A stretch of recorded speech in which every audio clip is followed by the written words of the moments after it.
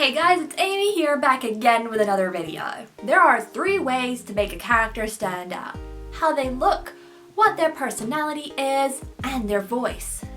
Wait, what? Voice is a very overlooked way to portray a character in writing. With dialogue being crucial in very many modern pieces of literature, voice is especially going to be important. It's the easiest way to tell characters apart in lines of dialogue, to the point where we don't even need a dialogue tag to distinguish who is who. But how do we make the voice?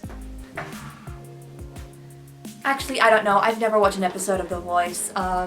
A lot of different factors can change a person's voice beyond what most people think. It is not simply down to just an accent. Think about it in animation. Often, voice is what portrays an animated character. The same can be said about writing without a doubt. But it is different when it is in a written medium. We don't have sound on our side. Is that a problem? Not at all. While many descriptions in novels are up to interpretation, we are still able to guide our readers into what it's likely to sound like in real life through our descriptions. So, here are 7 things you need to create a character's voice. Number 1, vocabulary. This covers the actual words that they say. Many factors can lead to how people say a message differently. A single phrase can be changed in many ways but ultimately mean the same thing. Take the phrase, "Are you okay?" You could also say, "You okay? Are you doing alright? Is everything okay?" And we are still asking how this particular person is coping. People who tend to use slang would probably use shorter terms such as "you okay?" While "are you doing alright" or "is everything okay?" could be considered a more formal way to say things. Usually a character's upbringing, exposure, and intelligence can determine what kind of vocabulary they would have. You wouldn't hear a C-grade student throwing around anti-disestablishmentarianism all the time. In fact, nobody does actually.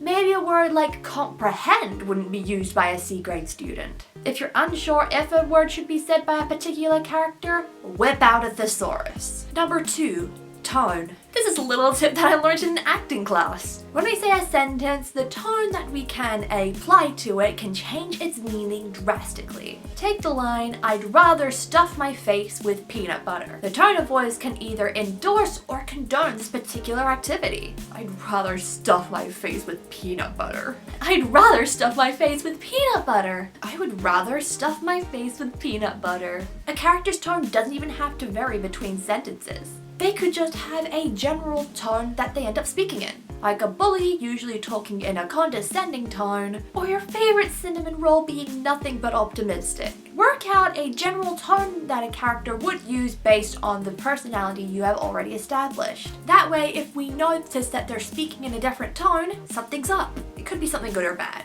Just make sure you establish a norm with the tone for your readers. Number 3, direction. We all have something to say, but we don't always get there like we're teleporting. Every piece of dialogue should have direction. It's just a matter of how quickly your character gets to the point or wants to get to the point. How wordy do they get? Will they say, "The salad is over there," or "the Greek salad is in the middle of the dining room table"? This will also depend on whether your character is blunt or a truth bender. Emotion or secrets can also be a great way to portray a direction in a conversation. However, direction in your conversation should still be important in regards to the story. It may be natural for them to stumble on words and start sentences over, but as a reader that can sometimes take you out of the story when it's being typed out. It may be natural in real life, but writing isn't quite reality. Number 4, changes. Not only is it important to know the consistency of your character's voice, but also what it's like when it changes. What does it mean if they stutter when they normally don't? Is it scandalous if your character swears out of nowhere? Change in a character's voice needs to be purposeful and make an impact. It's almost more important than their casual voice and mannerisms. Even if they are hiding something or bottling something up, a subtle change in their voice can indicate to anyone that something is up. Really think these through as you come across these situations in your stories. Think about how much you want your characters and readers to notice this change, and keep them consistent for various circumstances. Or maybe have them develop along with your character. Number 5, body. I was gonna play Let's Get Physical here, but I already did that in a previous video as a joke.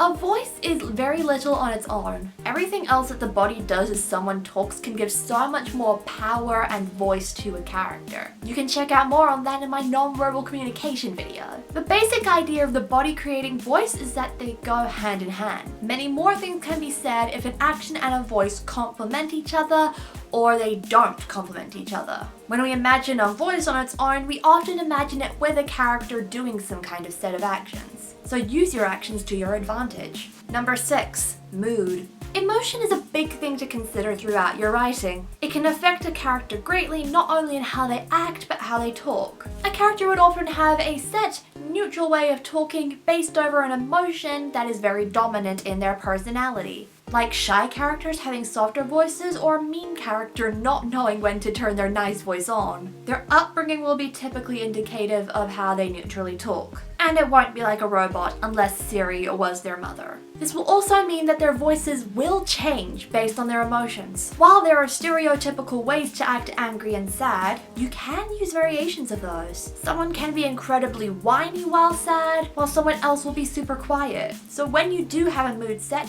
try to make the emotion unique to the character who is feeling it. Number 7, catchphrases. This really ties everything together with a character's voice. Whenever there's a certain moment, your character will say a particular line like it's in a sitcom, and then we'd cue the laugh track. Even in more serious circumstances, we'll need to keep this in mind. Like someone screeching the same set of swear words every time that they get spooked. Or maybe someone repeats certain phrases when they lose all hope. This is really what makes a character come to life for me. This gives a ground of familiarity for their voice, and when something is different in the way that they talk, then something is up. No matter what you're writing, make use of these catchphrases, and don't just make them laugh trackable. And there we go! You'll have your character's voices sorted in no time at all. How else do you guys establish character voice? Let me know down in the comments. Apart from that, don't forget to check me out on Facebook, Instagram, Twitter, YouTube, and my blog so you can follow more of my creative journey, and I'll be seeing you guys in the next video.